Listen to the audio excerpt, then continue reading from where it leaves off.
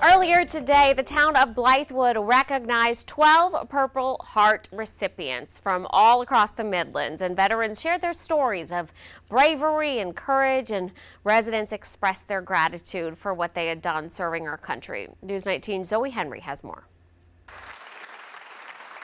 A thank you well overdue for some. There was not a ceremony. We was out in the middle of the jungle. Theodore Jenkins is a Purple Heart recipient who served in the Vietnam War. He says it was years before he received any recognition in the U.S. Came back from Vietnam. First of all, they told us don't even wear our uniforms because people would spit on us. They were calling us baby killers and a whole lot of other things.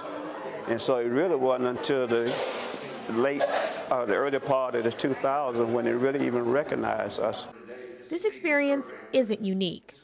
We assumed that there was some rockets coming in, and as going to the bunker, I noticed my leg was not feeling like it should because we ran to the bunker.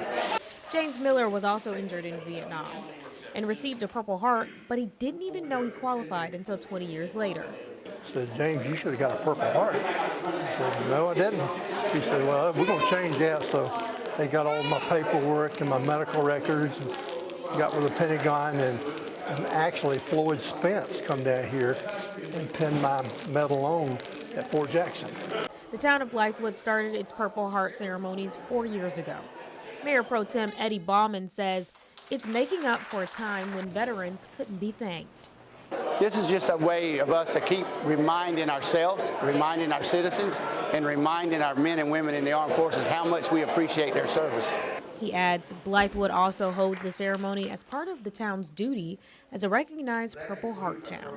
In Blythewood, Zoe Henry, News 19, WLTX.